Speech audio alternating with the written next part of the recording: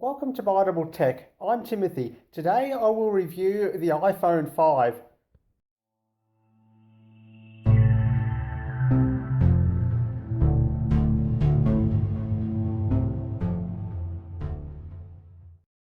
This is the iPhone 5. It has a 4-inch display, 3G and 4G connectivity, 1GB of RAM, and 16GB, 32GB, or 64GB of internal storage, depending on the model you choose, which is not expandable because there is no micro SD card slot. The phone is fast and responsive, it's quite snappy, and it still holds up well today. Most apps on this phone run fine, but you will find that some apps, especially anything demanding, including the latest apps and games, will not run very well on this phone. But it is still a pretty good phone and a great choice for many people. The iPhone 5 might be a good choice for you. On the front of the iPhone 5, you will find the home button right here and the front facing camera right here. On this side, you have the volume buttons right here. On this side, there's nothing. On the top here is the power button right here. And on the bottom here is the charging port and a headphone jack. Lastly, on the back of the iPhone 5, you'll find the rear camera and the flashlight, and it also has the Apple logo and iPhone branding as well on the back of the phone. The phone is quick and easy to unlock. You just press the power button to wake it up here, and then to unlock it, it is as simple as pressing the home button and it unlocks just like that. Navigation is pretty fast, as you can see, and pressing the home button will take you straight back to the home screen just like that, and this works the same for any application. You just tap the application you want and it comes up just like that, and you press the home button will take you back to the home screen. And putting the phone back to sleep and locking it again is as simple as pressing the power button once, just like that. So as you can see, navigation is pretty quick and easy. Now I'm going to demonstrate some basic web browsing on the iPhone 5. I'm going to tap Safari here and open it up, which is the web browser here. There's currently no homepage set by the looks of it, but I'm going to tap on Google just to load up Google.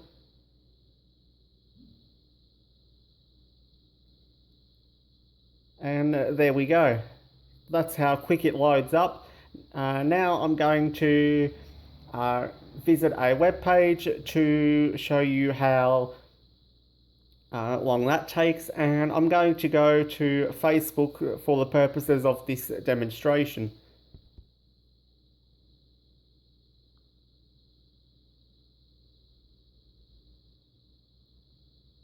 And that is how quick it is. And to go back, I'm just going to tap the go back button here, and we're back at Google just like that. So as you can see, basic web browsing is very quick and easy. And to go back to the home screen, we just tap the home button like that and it goes straight back to the home screen.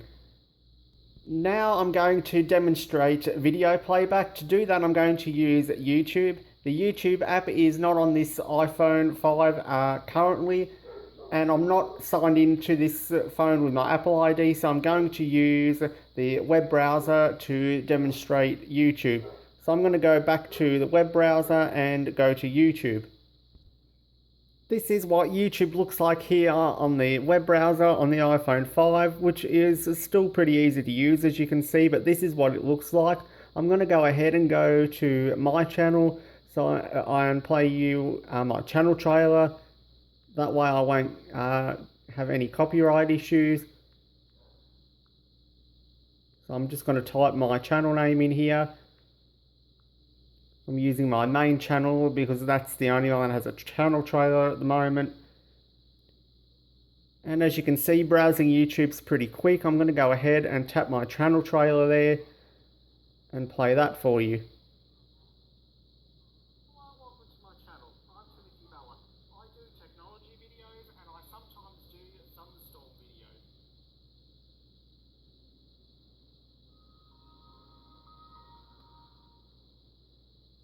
This is my Motorola W490. As you can see, it's playing fine. I'm going to go ahead and turn up the volume. This is my Nokia 3310. I got it from eBay for $50. This is my Samsung Galaxy Fit S5 673G. I got it from eBay for $25 and welcome to the Windows XP Service Pack 2 setup wizard. Before you install this update, we recommend that you back up your system. And that is all of it I'm going to play, just to give you an idea there. But that is YouTube and video playback on the iPhone 5. Let's now talk about my experience with the iPhone 5. My experience with the iPhone 5 has so far been good. The screen size is a little small for my liking, but other than that, I have had a good experience with the iPhone 5. It's fast and responsive, it's quite snappy, basic navigating is very easy, web browsing is quick and easy, as well as the video playback is decent, as you saw, and it has been a pretty good experience. The only issue I have had with the iPhone 5 is that for some reason it won't connect to my home Wi-Fi network. I've no idea why. It works fine on all my other phones and other devices. It's just my iPhone 5 that won't connect to it for some reason. Whenever I try and connect and put the password in, I get an error saying that it cannot join. I've tried multiple times and have no idea why it's doing it, but it connects to my Wi-Fi hotspot that I made using my main smartphone just fine, but for some reason it just won't connect to my home Wi-Fi network. But other than that, my experience with the iPhone 5 so far has been really good.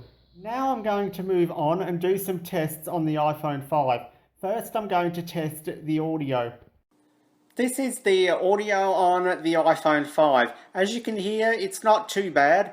There are other phones where the audio is definitely a lot better, but it was still better than I was expecting. The audio quality is decent, but as I said, better than I was expecting.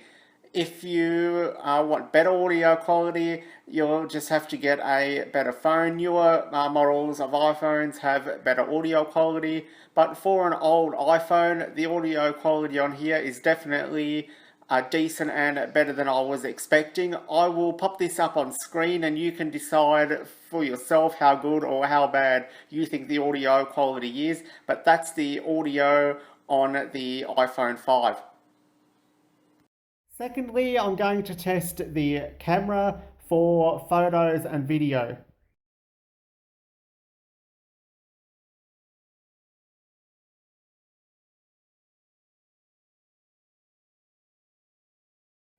This is the front-facing camera on the iPhone 5. As you can see, it's actually quite good, a lot better than I was expecting. This is indoors at the moment. I'm also going to test the front-facing camera outdoors to show you the difference. This is the front-facing camera on the iPhone 5 outdoors. As you can see, there is a bit of a difference because of lighting. It is a cloudy day today. I just thought I would mention that, so that also makes a bit of a difference to the lighting. But that is the front-facing camera on the iPhone 5 outdoors. Now I'm going to move on to the rear camera.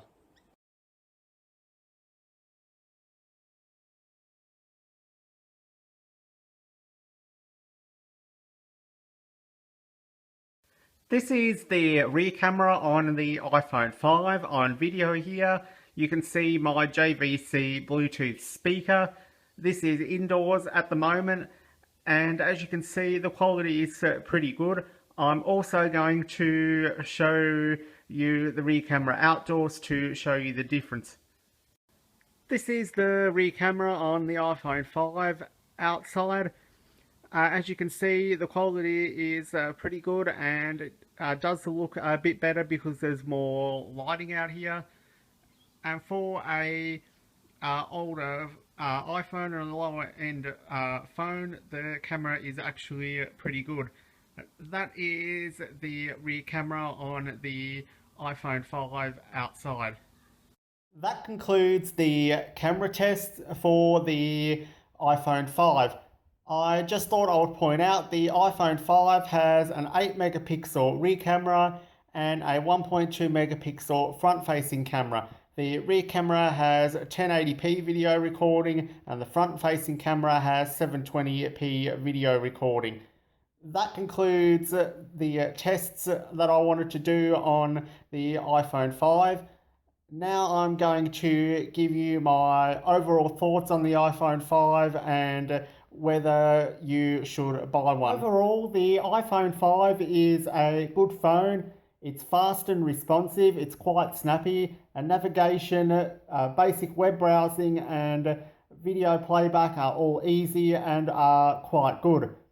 The iPhone 5 has a decent front and rear cameras that record good video and decent photos.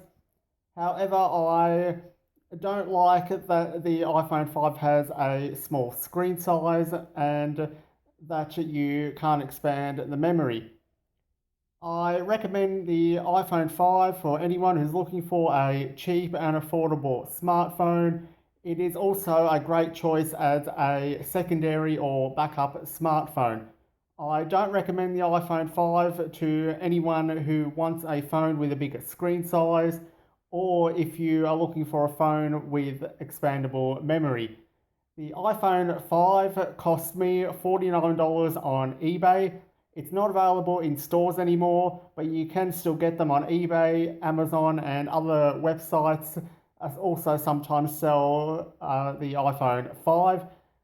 It costs anywhere from $49 up to $100 or more, depending on the seller and the condition of the phone. If you would like to see a written review, visit my website for a written review that includes a full list of specifications as well as a list of pros and cons. I will also put the link in the description.